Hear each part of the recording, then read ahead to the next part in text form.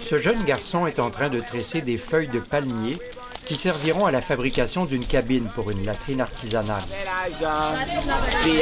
Lui et sa mignonne petite sœur bénéficient depuis peu d'une toilette derrière la maison, dont la construction fait partie d'une audacieuse campagne d'assainissement. Le programme est piloté par la communauté de 25 localités de la commune de Marigot, dans le sud-est d'Haïti.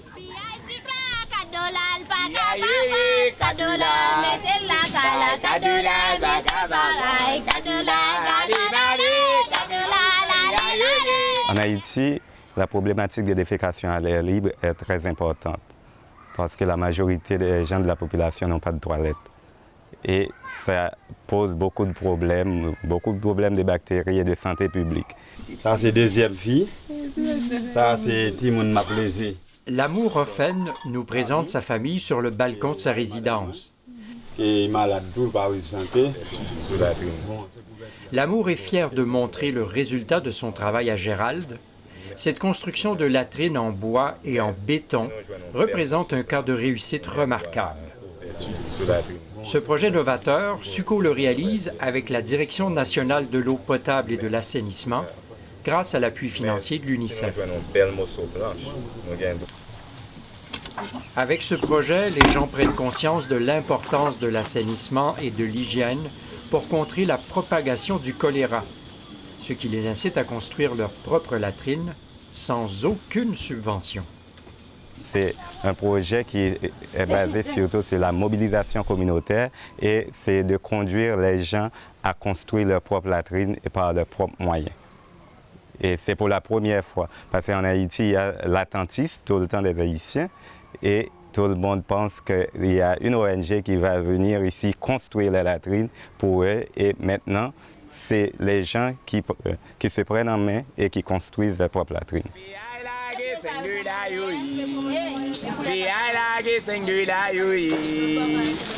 Combit est le mot qui est à la base du concept. C'est une mobilisation des gens autour d'une activité sociale et solidaire à partir d'un leader communautaire. Oswald Stiverne de la localité de Font-Jean-Noël est l'un de ces leaders communautaires qui a su mobiliser les paysans autour du projet. Nous faisons Combit parce qu'il y a un proverbe qui dit « mais en pile, chaille pas l'eau ». Et là, on prend le cas vraiment pendant qu'on a fouillé la latrine. Parfois, il y a des gens qui sont capables de fouiller pour contre lui. Pendant la fouille, parfois, il est découragé. Ou du moins, c'est l'argent pour le gagner pour payer aux gens fouiller. Mais lorsque nous mettons en Combit, si nous avons une petite communauté qui a 10 familles, je dis, dans la famille, nous fouillons une. Et parfois, chaque monde a une technique par eux. Et pendant nous faisons Combit là, et comme si nous avons une technique partagée. Certaines latrines sont rudimentaires, comme celle-ci en bois à ciel ouvert. D'autres se démarquent par une touche presque artistique. Là, maintenant, il y a une sorte de concurrence dans la localité. Parce que quand tu ne possèdes pas de latrine, tu vas devoir obligé de construire ta propre latrine et c'est comme une concurrence, les gens qui possèdent des plus belles latrines. Mais avant, c'était la zone la plus réfractaire à embarquer dans ce projet parce que, comme je te dis tantôt, on a une sorte d'attentisme en Haïti. Et les gens, quand on est arrivé avec ces concepts-là, ils disent on ne comprend plus rien là. Vous n'avez pas un sou et vous n'allez rien nous donner. Vous nous demandez de construire des latrines. J'ai dit oui. Oh, si vous avez une maison, vous avez construit votre cuisine, il est nécessaire aussi de construire une latrine.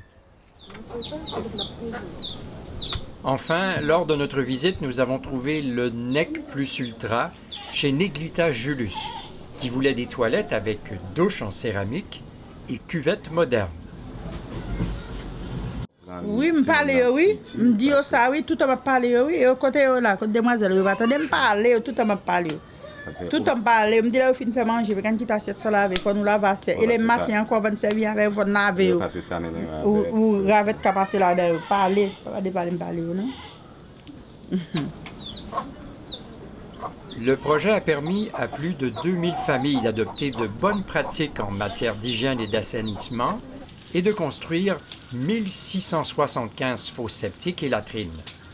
Une réussite importante quand on considère qu'aujourd'hui encore, dans le monde, une personne sur 3 n'a pas accès à un équipement sanitaire digne de ce nom.